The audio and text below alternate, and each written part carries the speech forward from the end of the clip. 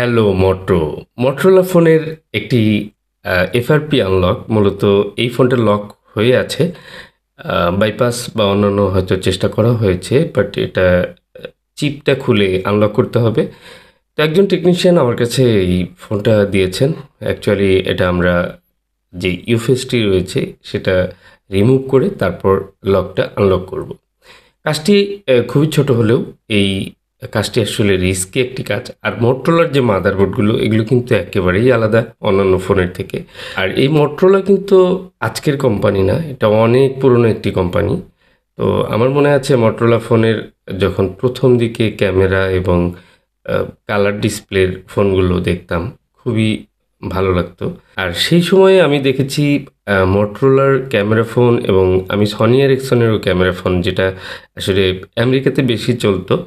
তো আমেরিকা থেকে এক ফ্রেন্ডের বড় ভাই দিয়েছিল সনি এরিকসন এবং মোটরোলা। তো আমার খুবই ভালো লাগতো সেই ফোনগুলো, সেই সময়ের কথা।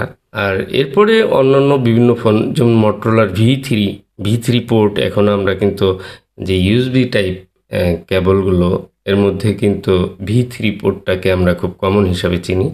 তো আসলে মোটরোলাতে অনেক একটা জনপ্রিয় মডেল ছিল ভি থ্রি, এবং ফোল্ডিংয়ের অনেকগুলো সেট ছিল।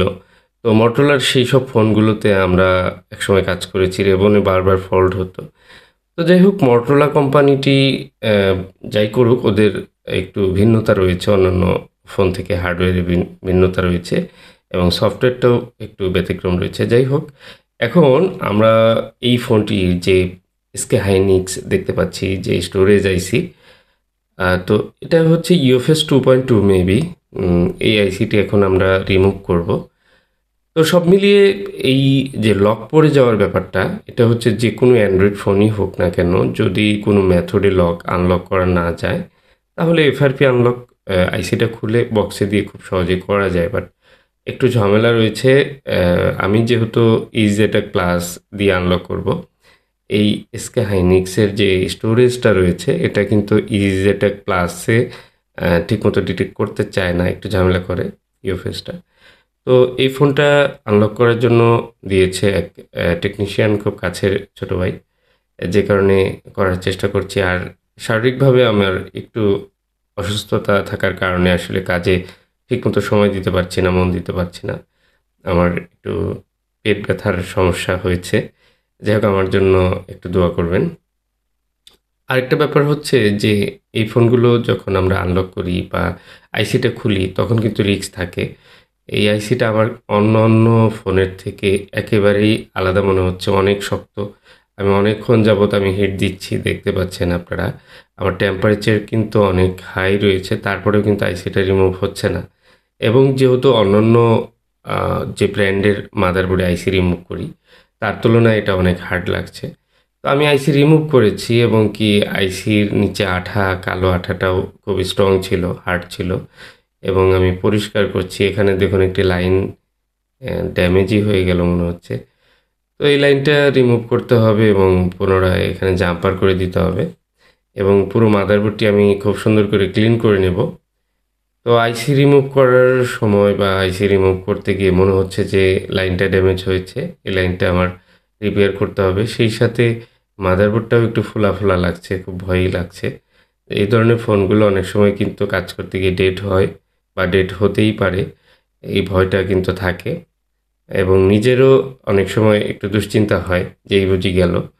তো দেখুন, আইসিটা ডিটেক্ট করতে অনেক সময় লেগেছে, এবং ডিটেক্ট যাও হয়েছে, অনেক ইরোর বা পার্টিশনগুলো ঠিকঠাক মতো রিড করতে পারছে না, এবং একাধিকবার ট্রাই করলে এটা অনেক সময় রিড করতে পারে। দেখুন, এফআরপি নট ফাউন্ড দেখাচ্ছে। আমি আবারও ট্রাই করছি, এবং লোন জিরোতে কিন্তু এরর দেখাচ্ছে। তো আসলে যদি আইসিটা ভালো থাকে বা সব ঠিকঠাক থাকে তাহলে জাস্ট এফআরপি আনলকটাই আমার কাজ মূলত, এর বাইরে কোনো কাজ নাই। দেখুন, রিড হচ্ছে, কিছু কিছু রিড হচ্ছে আবার হচ্ছে না, এরকম ফুল পার্টিশনটা রিড হলে তারপরেই কিন্তু এফআরপিটা আনলক করা যাবে বা আমি করব। আমি যেহেতু এখানে ডিফল্ট একটা অপশন রয়েছে এফআরপি আনলকের, আমি সেটাই ব্যবহার করব। অনেক সময় দেখা যায় ভিতরে ঢুকে পার্টিশন রিমুভ করেও করা যায়, বাট সেটা করলে অনেক সময় কিছু কিছু ফোন রয়েছে যে লোগোতে প্রবলেম হয়ে যায়, লোগো এসে দাঁড়িয়ে থাকে, আবার ফ্লাশ করতে হয়। তো যেহেতু সফটওয়্যার নিয়ে অত বেশি আমার সময় দেওয়া হয় না, সো আমি যেটা নরমালি রয়েছে ডিফল্ট অপশন, আমি সেটাকেই ব্যবহার করব। আমি বারবার এটা ডিসকানেক্ট এবং কানেক্ট করে বা আইসিটা ক্লিন করে আমি ট্রাই করব যে আমার সম্পূর্ণ পার্টিশনগুলো ডিটেক্ট করতে পারে কিনা, রিড করতে পারে কিনা।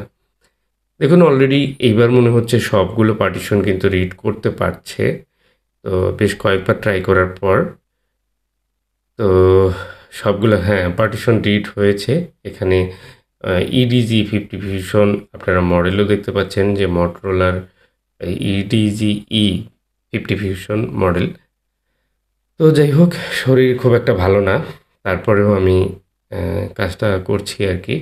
এখানে দেখুন আমি লাইন যেটা প্রবলেম ছিল এটা জাম্পার করে নিয়েছি, এবং জাম্পার করে তারপর আমি স্টোরেজ আইসিটা বসিয়ে দিই।